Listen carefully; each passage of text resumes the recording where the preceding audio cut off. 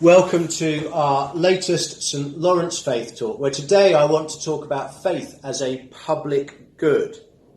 In the prophecy of Jeremiah, we read these words: "But seek the welfare of the city where I have sent you into exile, and pray to the Lord on its behalf, for in its welfare you find your welfare." Jeremiah 29, verse 7. I once heard a sermon about that chapter, and it suddenly made me realise what it meant to be a member of the Church of England, to operate as a parish church, or even to be a parish priest. It means taking community and its welfare seriously, not as a second priority, but as the first priority of the church. For in it, the community's welfare, you find your welfare.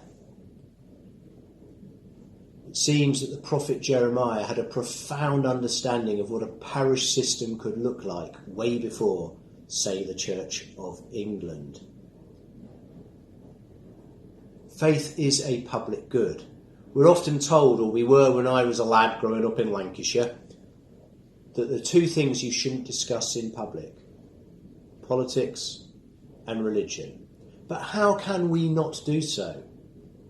Our faith has a good news story to tell on the individual level, the good news of the work of Jesus Christ and what that can mean for us.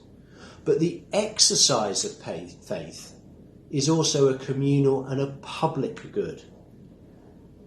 Some economists estimated that the Church of England, I think, had contributed during the pandemic over £12 billion to the economy through the running of food cupboards and food banks and good neighbour schemes. I think that's an underestimate, because that only takes into account the high profile projects that are to be seen. It ignores the acts of good neighbourliness that often go unnoticed. Faith is a public good when exercised properly. We shouldn't separate faith from our civic life. Kate Bruce makes precisely this point when she writes, "If we take God seriously, we cannot divide the world into sacred and secular, exercising God from public life as though God is somehow separate from politics, economics, social policy and cultural perspectives, as though God neither sees nor cares. We cannot lock God up in a Victorian box pew and let him out for an hour on a Sunday.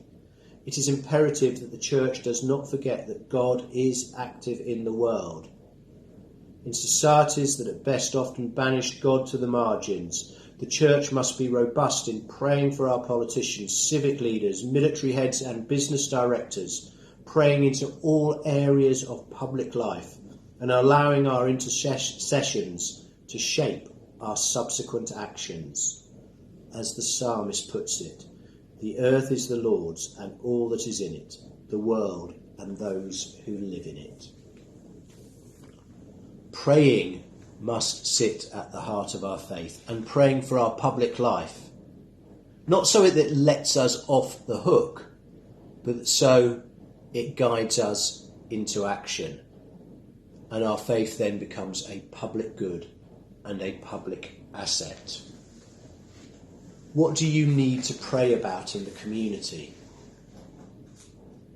What could you do to be more involved in making community a better place, seeking the welfare of the community, in the knowledge that if you do so, we as the Church find our own welfare? Rowan Williams also writes this: "Each of us knows that our well-being is bound up with the well-being of our neighbours. And so every individual decision we make has to be made in full awareness of the implications for the whole community."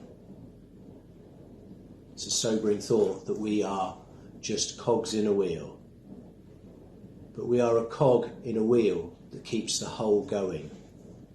Our decisions count. They really count. Our prayers count. Do hold the community before you. Pray for the community and ask what you can do for the community as a demonstration of your faith. and then our faith really will be a public good and a communal asset. Amen.